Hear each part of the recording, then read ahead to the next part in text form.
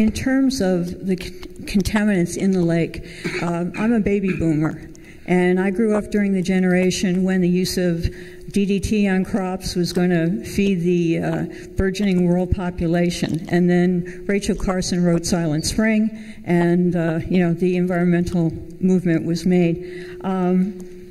I think it's just important for people to make these decisions for themselves and their families. So I think people should know that what is in the lake, and this is from the engineer's report, and it does list PAHs, PCBs, pesticides, DDD, DDE, metals, arsenic, cadmium, chromium, copper, lead, zinc, etc.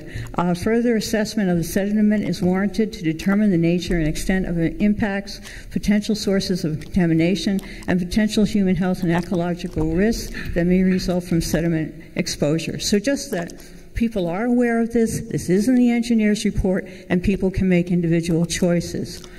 The last thing I want to mention is that when this proposal was brought up, it was brought up as the absolute only way to remedy the lake. And when we've been speaking with people, a lot of people have said, I'm not going to swim in it. I really just wanted to save the lake, and this is the only way to do it. What hasn't been mentioned was another way to do it is something called an Aquatic Vegetation Restoration District. And this is something by which this clean flow system can be used. It doesn't require a beach being built. And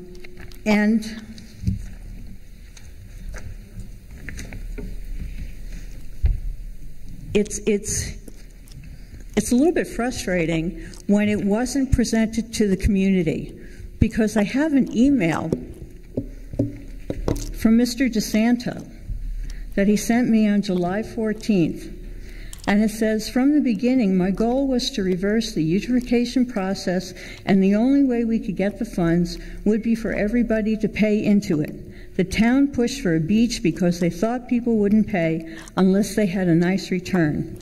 At this point, I am okay with putting clean flow in to reverse the process and putting the beach plan on hold.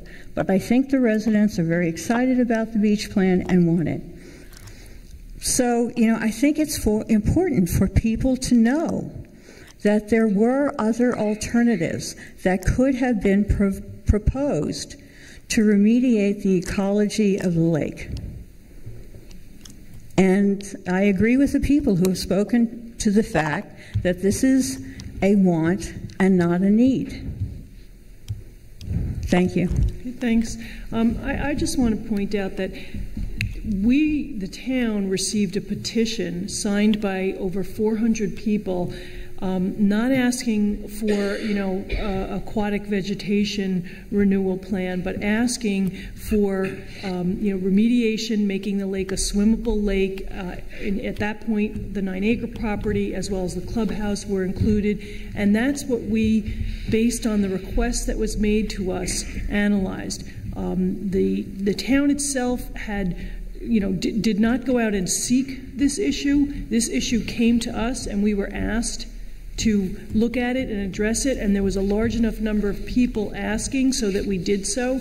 So I'm not, I let you say your piece, and I'm not looking to have a back and forth and an argument with you, but I am telling you that the idea of making a beach in Shenorock did not precipitate from the town. It came from the residents in Shenorock asking for it.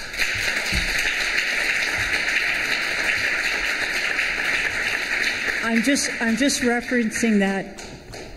I understand that. I'm just referencing that in terms of there are other alternatives, and that the UOA never came to the community with these other alternatives. Well, I mean, I will also say that the UOA, as far as I could see, has made great effort to reach out to the community. They've held a number of meetings over the course of a number of years to try to educate and explore the issue. I mean, they they have tried to get people engaged in the process along the way. I really, it would be dishonest of me to say anything else. They've held meetings. I've been there myself. Joe has been there at meetings that they've held right in the community at the clubhouse so that it would be easier for people to access. And really, what happens with these sorts of things is until there's actually a dollar amount involved with it, nobody pays attention. And once there's a dollar amount involved with it, suddenly, even we had a town board meeting, last April, and, we had maybe 20 people in the room. Even this room today. We're talking about, a significant undertaking here, and, do we have 100 people in this room? Maybe. So, we will televise it, and people, and I understand everybody's busy and they have a lot of stuff going on in their lives, and it's hard to, spend a night, at a meeting like this. I really do understand that, and fortunately we have lots of different media now so that we'll make it available to the public. People can access the meeting through the website, they can access the meeting through our TV station, but, that's why the board has done as much as they've done, is we want to engage the community. We don't want this to be a surprise to somebody on their tax bill, in 2013, like, what? What park district? I didn't know anything about a park district. We want to engage the public, and the UOA has tried, and we have tried, and I think that's, each time we do this, more and more people are getting engaged in the process. Even, yourself, you've only recently become engaged in it yourself, and it's been the subject of discussion, and you're, somebody I consider pretty tuned in to what's going on, in the town most of the time. I don't mean to pick on you in any way, shape, or form, but even you're just, only in the last 6 months or so have become involved in it. So it's a process. But anyway, I don't mean to pick at on anybody in particular, and I know everybody's very busy and they don't, they focus on things when it comes to a head, and that's where we're kind of at this point. As far as any alternatives, this is about the plan that's in front of us. Whether or not there are, whether or not there should be, but that's not what this is about.